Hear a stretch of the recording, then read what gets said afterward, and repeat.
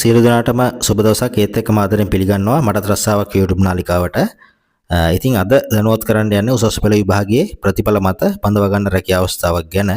ඉතින් රාජ්‍ය සේවා අන්‍යෝන්‍ය අර්ථසාධක සංගමේ කළමනාකරන සහකාර තුන්වන ශ්‍රේණියේ තනතුරු සඳහා මේ දිනවල අයදුම් පත්‍ර කැඳවලා තියෙනවා.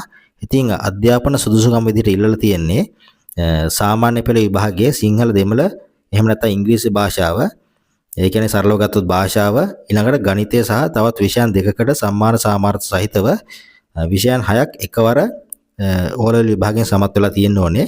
දැන් මීට අමතරව උසස් පෙළ විභාගයෙන් විෂයන් 3ක් එකවර සමත් වෙලා තියෙන්න ඕනේ. ඊළඟට පරිගණක වදන් සැකසුම, ඒ කියන්නේ MS Office පිළිබඳ තෘතීක හා වෘත්තීය අධ්‍යාපන කොමිෂන් සභාව විසින් පිළිගන්නා පාඨමාලාවක් හදාරා සමත් වූ බවට සාතික පත්‍රයක් ලබා තියෙන්න ඕනේ.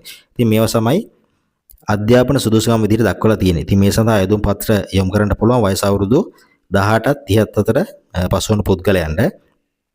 මූලික වැටුප විදිහට දක්වලා තියෙනවා රුපියල් 46221 මූලික වැටුපක්. ඊළඟට ඉංග්‍රීසි භාෂාව පිළිබඳ දැනුම, ඊළඟට ගණකාධිකරණය විෂය පිළිබඳ ඇති දැනුම අමතර සුදුසුකමක් විදිහට සලකනවා. ඉතින් මේ සඳහා අයදුම් කරන්න ඕන අවසාන දිනය 2025 11 වෙනි මාසයේ 28 වෙනිදා. ඉතින් 2025 කියන්නේ නොවැම්බර් 28 වෙනිදාට කලින් මෙන්න මේ ලිපිණයට තමන්ගේ අයදුම් පත්‍රය යොමු කරන්න ඕනේ. තමන්ගේ සහතික පත්‍රවල මුල් පිටපත් සමග ඡායා පිටපත් ඉදිරිපත් කරන්න ඕන. ඉතින් අයදුම් පත්‍රය යොමු කරන්න ඕන ලිපිණය තමයි ඒකාබද්ධ ලේකම් හා භාණ්ඩාගාරික රාජ්‍ය සේවා අන්‍යෝන්‍ය අර්ථසාධක සංගමය අංක 155 කාසල් වීදිය කොළඹ 8 කින් ලිපිණයට තමන්ගේ අයදුම් පත්‍ර යොමු කිරීමෙන් මේ සඳහා අයදුම් කිරීමට හැකියාවක් ලැබෙනවා.